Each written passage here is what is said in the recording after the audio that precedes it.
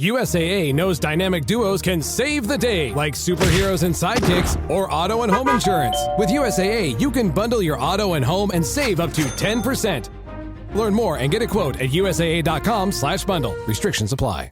The First Lady of New York Radio, Joan Hamburg. Entertaining and informative. Talk Radio 77 WABC. Welcome to the Joan Hamburg Show. And I'm really happy to see the Duchess of York, Sarah Ferguson, who is one of the most interesting women that you have ever met. Not only is she interesting and charitable and does more than you can imagine, she's a very successful writer. Her second novel, A Most Intriguing Lady, has just come out. And Sarah also is so involved in the world and in kids. And I love seeing you, very glamorous, in a blue velvet jacket. Well, Joan, thank you so much. Are you Joni or Joan? Joan, but they call me whatever. Okay. Joni, Joan. Okay, well, I'm Sarah and you're Joni. Right. Some children call me Dutchy Doodles. Dutchy Doodles, I love that. But you're very kind to say about my blue jacket because your glasses would go very well with it. When your Joni has lovely same coloured blue glasses, blue spectacles. Yeah, but we love blue. It makes us feel good and happy. Right. So when you were here a couple of years ago, you had been through a lot of rough times. I mean, people would say, not so rough. You know, when people go after other people, it's rough if you're the recipient of that. But you have a kind of inner strength that got you through, and look at all you've accomplished in that time. Thank you. Well, it's very kind of you to give me the platform, and thank you for that. I found my first novel was written during the pandemic, because I was able to escape into Lady Margaret. And I was a bit timid and lacking a bit of confidence because, you know, sometimes when you do go through so much, you have a lot of self-doubt. Right, and you're afraid people will criticize you and everything. I've noticed, Joni, when I get overtired and someone says something mean or unkind, which they do a lot, it makes me cry. And it sends me into fear that I'm going to go back to the days of the bad time. And it's interesting because my children both know, Mum, what's the fear? Address it. What's the fear? And as soon as you put your finger on it and label it, you feel better. It doesn't rob you of the day. Did you have a strong childhood? Was the family good to you? We had the most idyllic childhood where we played with Cindy and Paul in those days. Cindy and Paul. Then it moved on to Ken and Barbie, but we had Cindy and Paul because I was born in 1959. And then from there, we had the best time. And of course, Dad played polo with the Duke of Edinburgh and with Prince of Wales. So that wonderful mother-in-law of mine has been with me since I was born. You know, she's always been, and for the nation and for the world, she's always had that sort of hand of support behind your back where you don't really, you know it's there, but you can't feel it, but right. You know it's there. But she was there for you. Yeah, always. And you loved her. Always. When I got divorced, the lawyers, who were really stonky lawyers, they said, you got to divorce the Queen. You can't divorce your husband. And so how much do you need? And I said, I don't need anything. I need your friendship. And that's what I had till the end. And it was the American people, Joni, that gave me my life. Because I came here in 1995, divorced, and they gave me a job in Weight Watchers. And I am a closet American because I'm so grateful. And was Weight Watchers fun for you? By the way, you're very thin. You're looking good, Sarah. But Joni, the Weight Watchers was fantastic because what they didn't realize was I had a weight issue. So every time I went up on stage, I could relate to everyone's coming up saying, so I'd ask them, so how do you manage your food and how do you manage your day? And I was cared. Because I cared. Because I then went home and did exactly what they were telling me to do. It's fantastic. 12 years I was with them. And I'm very loyal to Middle America, to my people in America, Dolores. Who embraced you. Yes, and I thank them. I couldn't think how to thank the American people. So when the Oklahoma City bombing happened, I went to Oklahoma and I went up and I said to Dolores, my friend, I said, Dolores, how can I help? She says, save my grandson. So I went down to lunch and I drew a doll, Little Red, she's called, on a napkin. And I took the napkin to F.A. Schwartz. Anne Keating, my friend, introduced me to F.A. Schwartz, and we made a doll which stands at about 15 inches. Isn't that great? It's amazing. And if you go, and she has a cowboy hat on and Oklahoma pajamas because she's born there. And if you go to Oklahoma City, she's in the museum there as a sign of hope for children. And then I started Chances for Children and came to New York. And Howard Lutnick and Alison Lutnick gave me an office on the 101st floor of the North Tower. And you know, Joni, and I can show you all the pictures, Little Red, my 15-inch doll, came down from 101 floors.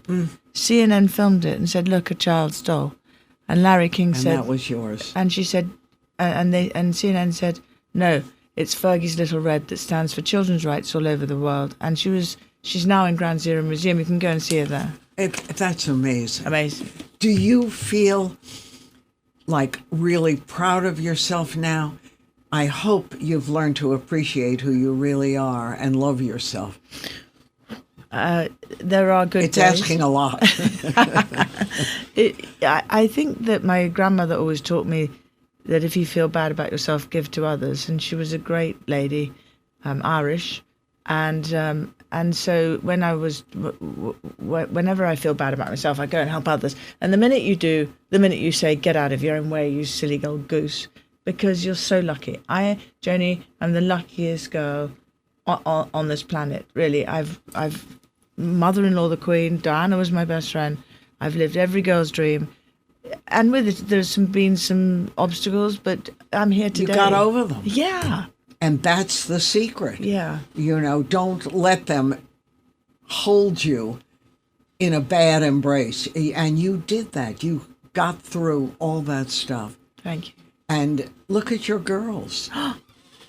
My gosh. And you're a grandmother. I'm a grandmother of August, who's 2, Sienna, who's little Barbie. She's dressed in Barbie dolls. And then another one on the way, Joni. Oh, that's great. It's great. That's great. So life has come around and good. It's come around and good, and they call me Gigi after the film. Do you remember the film? Of course. I love that We film. love that. And so I'm cool. I wanted to be very elegant, so I love Gigi, And so Gigi, I am Gigi. But because I've written so many children's books and Little Red, I actually love that world of Fergie and Friends and Gigi and August and Sienna. So we're very happy. Oh, and my girls, I call them the tripod, the three of us. Because when everyone says, is it great to be a grandmother, I say, well, I'm actually really proud of my girls. I love seeing them as mothers. It's fantastic. Yeah. And both of them married, right? Oh, my heavens. Incredible. Oh, Joni. No. Jack is my best friend. Jack is married to Eugenie, and he was my best friend, and he is my best friend. So whenever Eugenie's, whether she's good or not, it doesn't matter. I say, just love your husband. Jack's perfect. Jack's everything. And Jack's great. And then Edo, Beatrice is married to Edo. You wouldn't believe it, but his brother is my godson. No. So I've known him all my life. So did you introduce them? Well, they knew each other from childhood. Well, from the age of about 13, Beatrice had a crush on him. He's older, so he was 16 or something.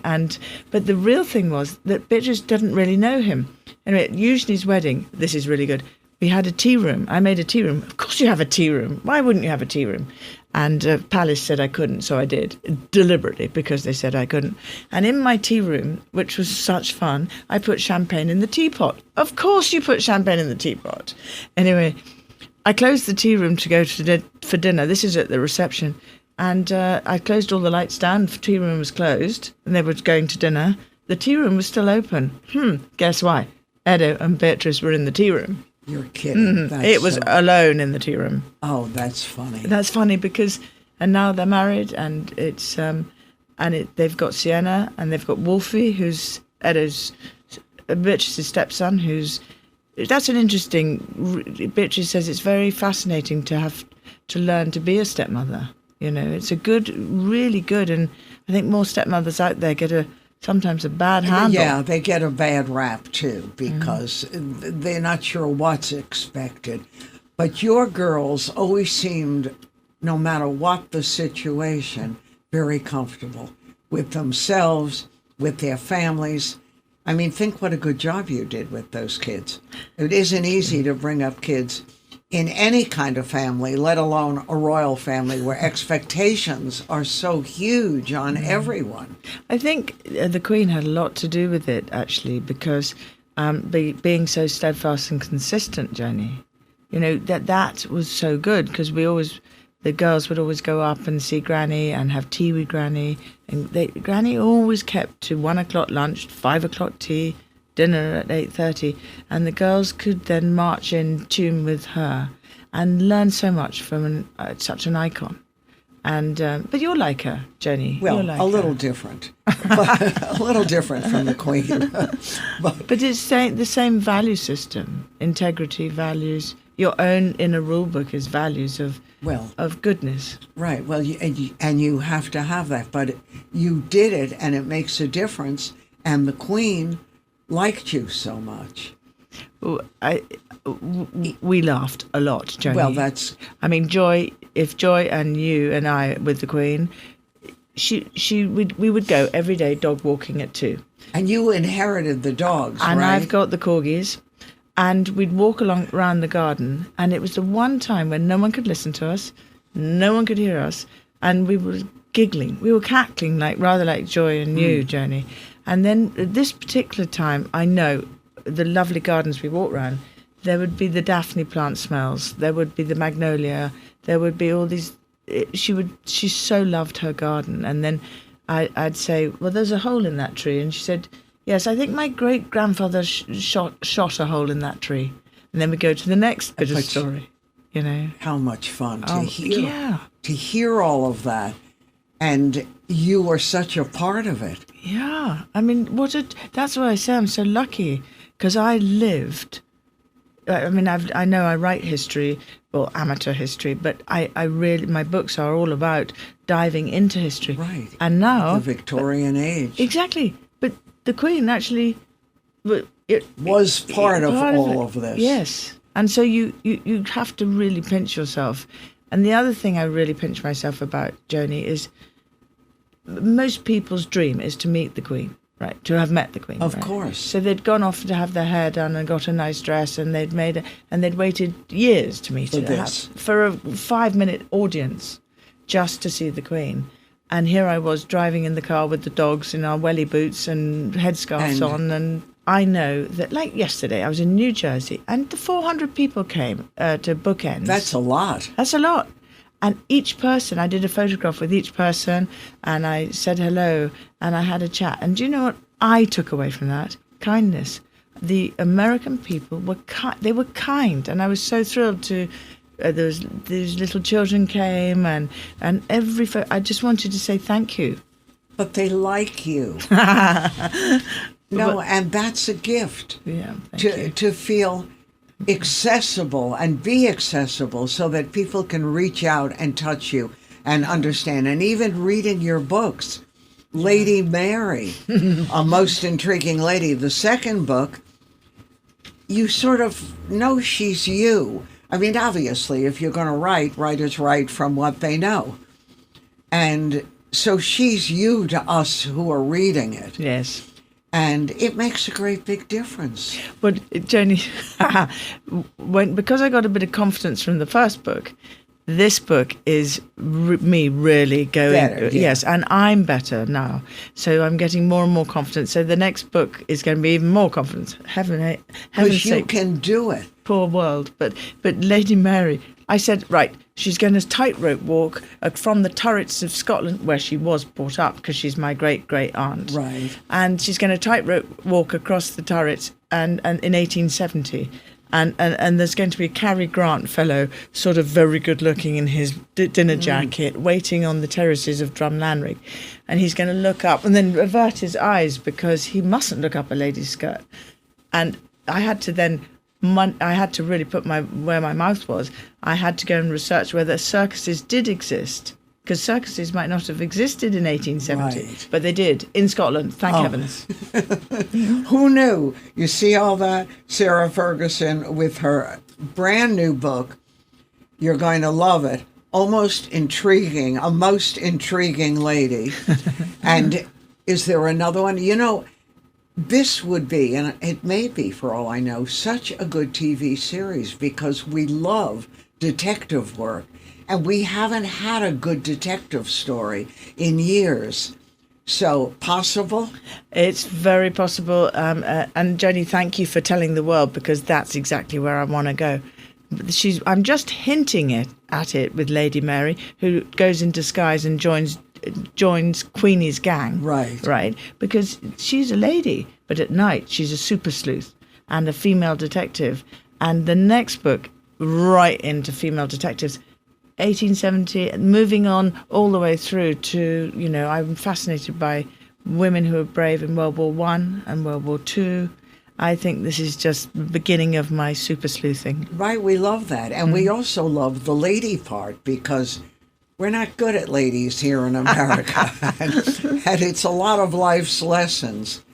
Well, in the book, Rachel Kahan, my lovely editor from William Morrow, she said, will you describe, please, what other people could never describe? Is all the setting, the dining room table settings. No, and what you eat. Yes, As you said, yes. chicken sandwiches. Yes, coronation chicken sandwich. That sounds good. Special chickens for the sandwich. But also, Lady Mary goes into the Yorkshire Dales because I thought it would be really windy and cold and haunting. And then she goes I found Newburgh Priory, which is Oliver Cromwell's place. And it's haunting. And then I described the gardens and how she was walking in the gardens, but and all this sort of thing. So it's very descriptive about how I live, really. Which is exciting. Yeah. Now, how did you inherit the dogs? Well, it's amazing. Could have been a crown or something, but you got the dogs. Well, exactly. And they're national treasures. And so whenever they go out and run into trees, I freak and off down to the vets. Oh. But they came with their royal dog beds. I love that. That's very funny. Yes, it's very funny. And you're a dog lover, obviously. I have 5 You Norfolk. have your own. 5, Joni. 5 Norfolk Terriers, and now I have 7. And the Norfolks are sort of saying, hey, guys, you may have come from a castle, but settle down. I know that's what they're saying to I know, each other. but they're such good dogs. They're so adorable. But the corgis, no wonder the Queen loved them, because I've never had a corgi. But now, these guys, they're really, really nice dogs. I mean, they're very gentle. And I said to Mick, the Queen's dog Mick, Right. I said, your only job, Mick, is to go and sit on the Queen's lap and watch the racing. And he did. He did.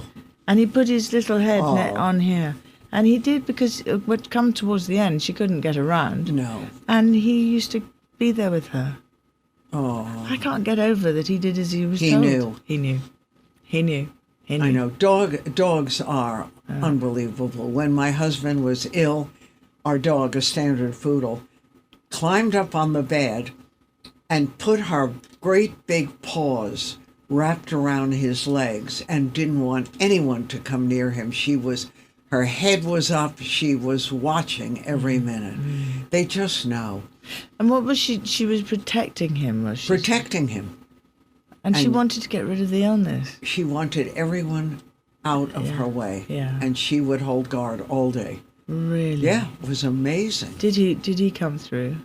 No, Oh, Jenny. he didn't. It was during COVID. No. It was, that was a really terrible time. We still have COVID here. Yeah, you do, don't you? But not as bad. But Sarah, I love seeing you Love and seeing you. catching up. Yeah. And I'm looking forward to a TV series where we can have fun with murders and robberies and detectives and romance. And you can be in it, Jenny. I'd be happy to Wouldn't be it be in fun? Yes, I could even be the dog walker. You'd have to walk pugs. That's okay. Okay, I like pugs. I never had a pug, but I've I never like had a them. pug. No. They seem to come in groups, too. No one has a pug. They have pugs. Pugs. Right. Did you notice that? And they snore Yeah, a lot. a lot. Like bulldogs. Yes. But people who have those dogs adore them. Adore them. Well, the Duchess of Buccleuch in this book has her pug. I think you should be the Duchess. Yeah, okay. Yes, fine. Next book. Next book. You'll come back and visit again. It's a wonderful read, and it's probably about Sarah. But the next book, she says, is going to be even more.